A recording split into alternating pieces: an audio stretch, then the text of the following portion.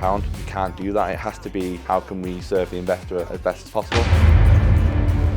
You kind of go through the deal with someone, you're trying to help them, educate them a little bit. And you can take it personally, you don't take the advice on board, and then they'll just go and try and sell it somewhere else. I'm like, no, it's not a good deal. Like, you can't sell that.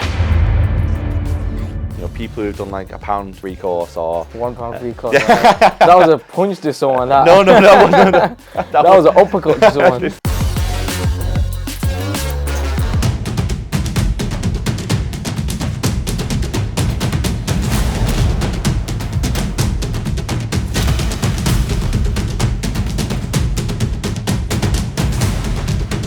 Welcome back to my channel where we discuss property, business, lifestyle and well-being. If this is the first time you are visiting my channel, then please hit the like and subscribe button. I'm back from Vietnam last month. Oh yeah? It's literally took me like a week to recover from that. From Vietnam? Yeah. I Why? don't even know why though. Like on the way back from the plane. Yeah. On the way back on the plane, sorry. Yeah. My knee just completely gave in. So I was hobbling around. Yeah, I was. Your knee gave in? Yeah. How? No idea. I was like, it must be something like inflamed. Do you train? Yeah. You go gym? Yeah. You're... So I was just like, no idea why that happened. But yeah, I was like hobbling around for like a week. Yeah, once that's got sorted, obviously back into business and everything, and then yeah, getting ready for Tell the World now. So. Was it something serious or was it? No, it just kind of got better. I think it was just something inflamed in like a ligament or something. Wow. Well, yeah, it was weird. How was Vietnam? It was mental. Was yeah, it? So what was your job up there? What was you? So I was there to or? support. I did a little bit of speaking on analysis side. But like the size of the room was insane. Like you're talking like over I think it's like 1,500 people. Yeah. So that was like surreal, kind of like seeing all that, like, seeing like Al on the same stage as like Blair Singer. That was pretty cool. So was it? Yeah. But then obviously having the opportunity to kind of like speak on stage using like Tony Robbins' translator, well, that was cool. So like, I was talking, and then like a second later, they're hearing it. He would, yeah. Yeah. You know, obviously, so he's speaking in Vietnamese in their headphones. Wow. I was like, that's cool. Yeah. That was a. So are you gonna go again, or what's the plan? Potentially, yeah. We'll be potentially going back next time. Yeah. I think it'll be about 4 days or so. But yeah, no, that's an interesting one. It was completely different culture. Like it was like you get loads of life lessons from that as well. Of course. Yeah. Of course. Just very relaxed, very chilled out, not stressed out. You know what I mean? Like, yeah. What was the food like up there? You didn't like it, did you? Some of it was like amazing, like, and then some of it's like, what the fuck's this? Yeah. What is their best? What is their favorite cuisine? What is the best? It's all like fish and stuff like that. It's fish and like meats and stuff like that. But yeah, some of the stuff was a bit questionable. Questionable, yeah. Well, Okay, cool. Well, listen, thank you for coming on. No, absolutely. Yeah. We're gonna discuss deal sourcing and tell everybody who you are and what you do. Mm-hmm. So do you want me to look at the camera or look at you? Yeah, we'll just talk to each other, yeah. But yeah, so my name's Ashley Toft. So I've been deal sourcing now for about 3 years. We were actually, me and Jay, were looking through our deals and what we'd done, so we could actually speak about, and the number. I've been saying 50 plus for the last few months because we're not being like caught up, but we just figured out we're just over 100. So you must have hit 100 like last month or something. 100 deals. So yeah, we're about 104 now. So you've sold 104 deals? Yeah. Okay. So in the last 3 years. Yeah. So I've obviously been deal sourcing for 3 years. I used to be a teacher, used to teach in Dubai, and that's kind of what gave me the kick to, go into business, go into property. So yeah, I've been doing that for 3 years now. Okay, so you are focusing specifically on deal sourcing? Yeah, that's my complete main strategy. In the near future, I'm talking the next few months or so, we'll be looking at raising finance and doing some joint ventures. We've got a few investors in the pipeline who are wanting to work with us. Yeah. So we're just kind of lining up ducks now to start that off. Okay, for those that don't know, what is deal sourcing? Do you want to explain it? Yeah, so basically deal sourcing is when it's like the best way I explain it to someone who doesn't have no idea about property. Because I was talking to my opticianist the other day, and he was like, "What do you do?" And I was like, "Right, so it's like an estate agent. They work for the seller. Yeah. We work for the buyer. So we help investors find high returning properties that they can buy and build the portfolios. So we're like, instead of working for the seller, we work for the buyer's interests."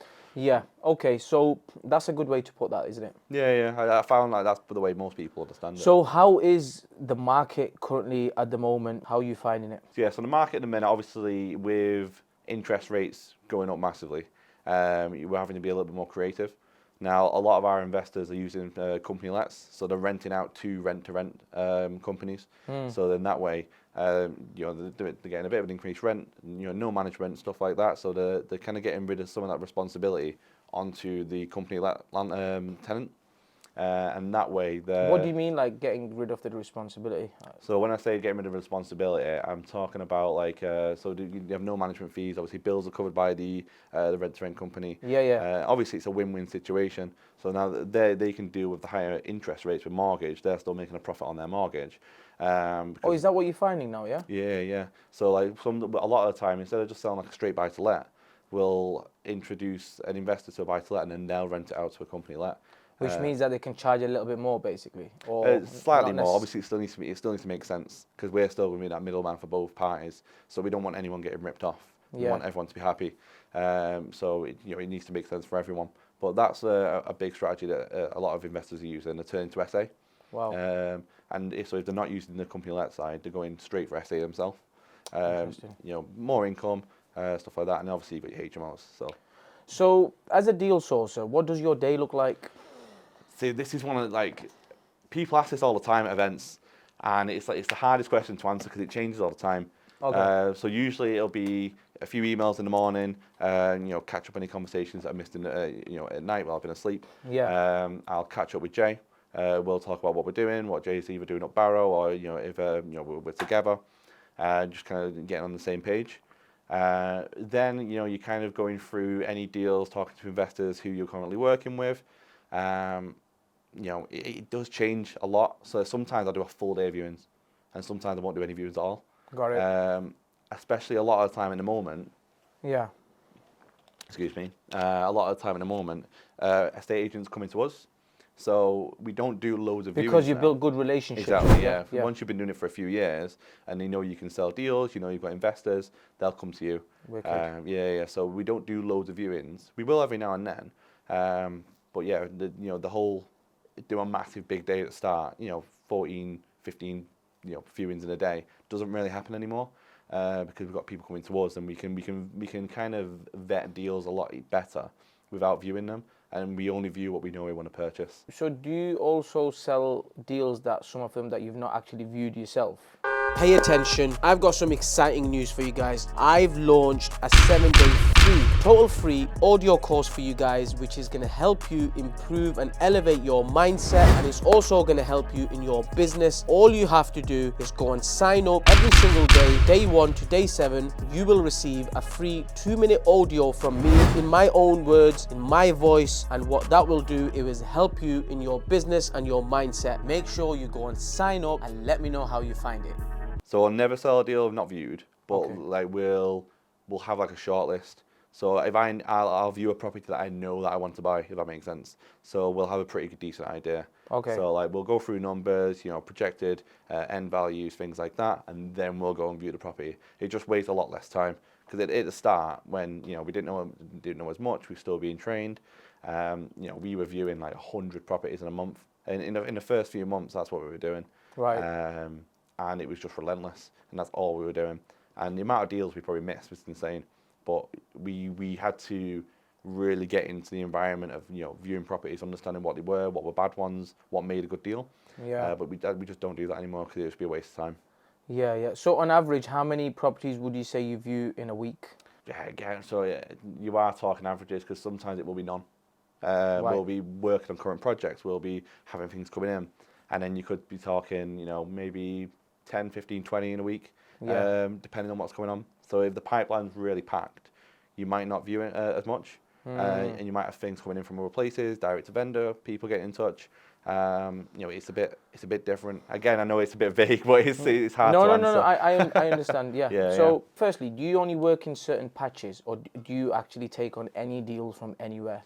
So I wouldn't touch anything in like London or like Middlesbrough because I just don't know the area. Right. We've not been there. It's not our patch.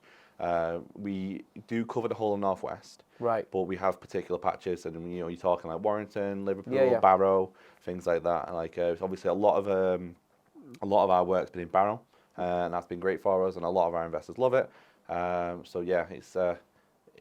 depends, because like we have touched in the northeast and stuff like that. Yeah. But our main focus is in those specific areas. Because So, everyone knows us there. I mean, that's where our power team is. yeah, So. that's good. Yeah. See, as a deal sourcer, what are some of the challenges that you face?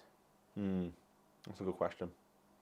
So the first one that comes to mind is the amount of time I've wasted with co-source deals. People coming to you with co-sourcers. Yeah. So people who've done like £1 free course, or they've done like a deal sourcing course online or something. £1 free course. That was a punch to someone. That. No. That was an uppercut to someone. There's no punches. I mean, like, someone does like a free course. It could be from anyone. And like, obviously, you don't get everything there, do you? Do you know what I mean? No punches. So yeah, they'll do like a free course, or I know it's not a punch. It's an uppercut. Even like a paid course or something like that. They've done one course. And fair play to them, because like obviously I've been in a similar position. You send a deal to someone, and it's absolutely rubbish, and you kind of have to go through that deal getting tore apart. Right. When I first started, obviously again I've done a couple of courses. I'm just trying to get into it. Yeah. And I used to work with someone called Gemma Edens. She doesn't source anymore, but we used to send deals through her, and she absolutely ripped apart our deals, because we'd be making mistakes, we're missing things out. But we only... She ripped apart your deals. You mean like in terms of saying the bad? Yeah. Like she went through them and was like, this is wrong, you need to do this, which was really helpful, because... And that was because you wasn't educated. Correctly. Yeah, we were brand new. We're talking like our first deal, second deal. And obviously we didn't sell them because they weren't good. But that was kind of how we first got into it. So we'd done courses, and then we kind of gave the deals to someone, and they've gone, right, that doesn't work. So I'm empathizing with the people who come to me, because I've been in a similar position. Yeah. But when I say it's one of the challenges, it's you kind of go through the deal with someone, you're trying to help them, educate them a little bit, and you can take it personally. They don't take the advice on board, and then they'll just go and try and sell it somewhere else. I'm like, no, it's not a good deal. You can't sell that. So whereas we took the advice on, we took the education and the mentorship in a sense. Gemma wasn't a mentor, but she helped us out in the start. We worked together. Before we were compliant, things like that. Yeah. And yeah, we kind of went from there. What's the biggest problem with the co-sources? Yeah, just what I was saying then. It's the education. It's like most of the time they've not done enough. They don't have enough experience, which again, it's not their fault. And they just want to sell the deal to get the money in. Yeah. I think a lot of times it's just like, give me £1. And you can't do that. It has to be, how can we serve the investor as best as possible? How can we help you? Now, obviously, there is a transaction there, but it needs to be served first. Yeah. And that's, obviously, I get taught by Alistair Cunningham, and that's what he teaches first. Serve first, and then you get paid. Yeah. And he was on a few weeks ago. Yeah, watch that. It's good. Yeah. I'm going to get him on a part 2 and put him a bit more under pressure. Yeah. It made me laugh when you asked about the boxing. He was like, yeah, bullshit. Yeah, okay. So how do you break down a deal then when it comes to you? Like, I don't want to know in detail, but like, what's your, like, these things I have to do? Well, it's just straight to calculators. It's straight to the calculators, straight to spreadsheets. The most important thing for us is, what you're buying it for, what's the end value. Obviously, that's for BRRs and any kind of conversion. A lot of investors are trying to, especially at the moment, trying to put like maybe you buy a deal, maybe put like 10 grand into it, 10, 15 grand, then try and refinance a bit down the line, to get rid of the mortgage rate that they're going to be in right now, refinance down the line, not in that anymore. But obviously that's a waiting game. So end value is a massive one, obviously purchase price and refurb, that's it's a standard BRR formula. But it's just a numbers game. It's all numbers, so it's so how do you use comparables? Do you use local estate agents to check valuations? Yeah. So with comparables, sorry, go on. Yeah. With comparables, it has to be on like the same street. You can't be saying, oh yeah, this thing 3 streets down. You've already gone too far. Now you can use them in addition to something that's on the same street and a street over. But when you start going that far, you start to, things get a bit hairy, and that's when you get down valuations. So yeah, you need, and you see a lot of the time that someone's comparing like a semi-detached to a terraced. It doesn't work like that. Like, it's a completely different property.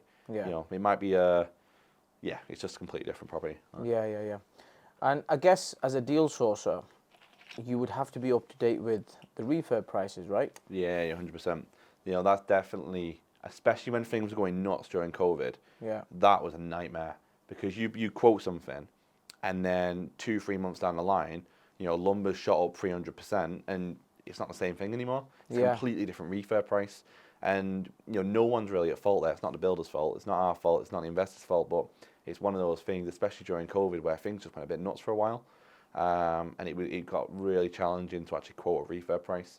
Now, obviously, we still sold deals in Yeah. that time. We still worked around it, but it was just a bit more challenging. What do you do though in that situation, like in terms of like, what do you do? Just add a contingency or something? Basically, yeah, you make the contingencies much bigger. You make the investor aware that speed is much more. You know, you need to be much quicker. With things moving so fast during COVID, we tried to get everyone to move as quickly as possible. Obviously, that's solicitors. You know, we've got a great team of solicitors on board. Like, Yeah. you know, we had a property last couple of months ago. It closed in 2 months. It was Really? brilliant. Yeah. So. Okay.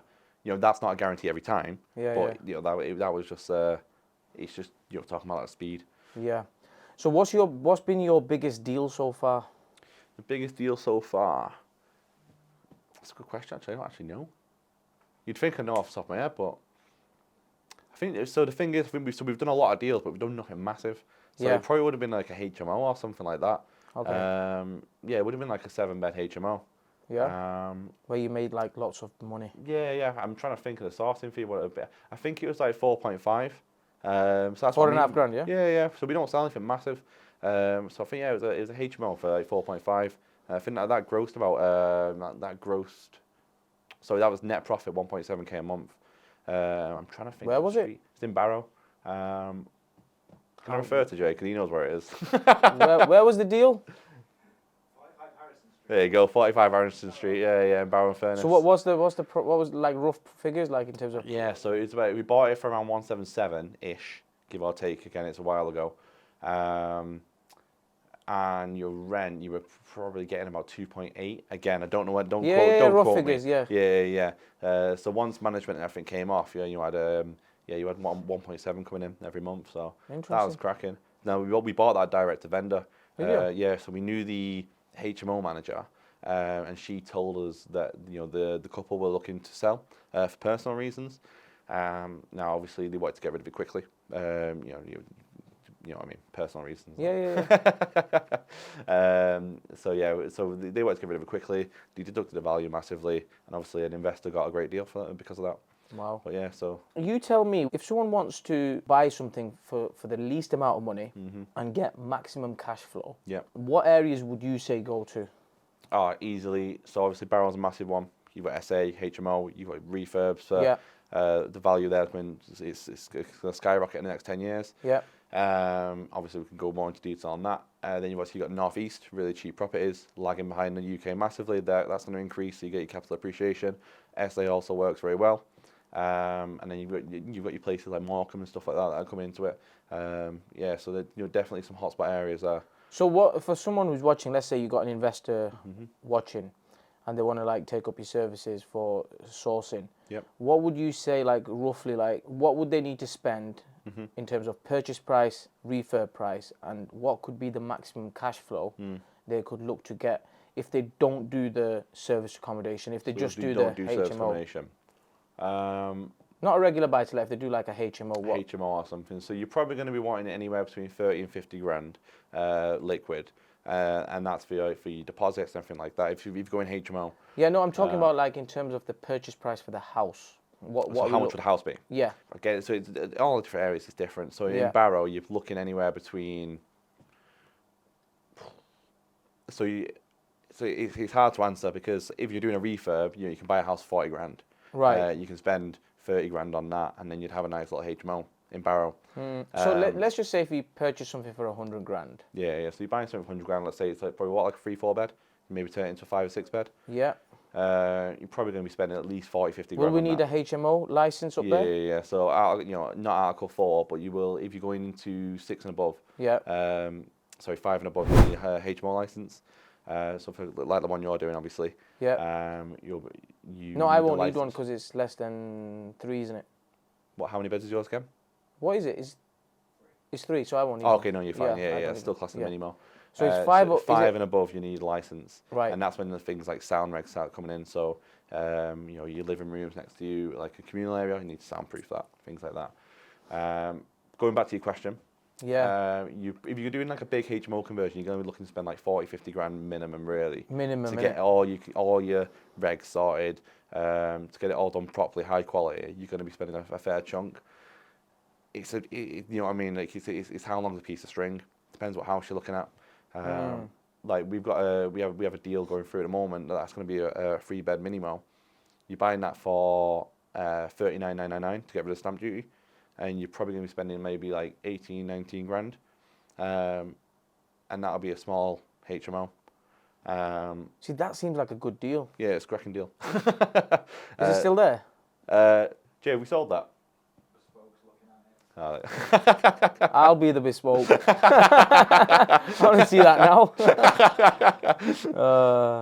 But basically, there's the point here that what we're trying to say. Like, there is good deals out there available for people to buy, 100%. isn't it?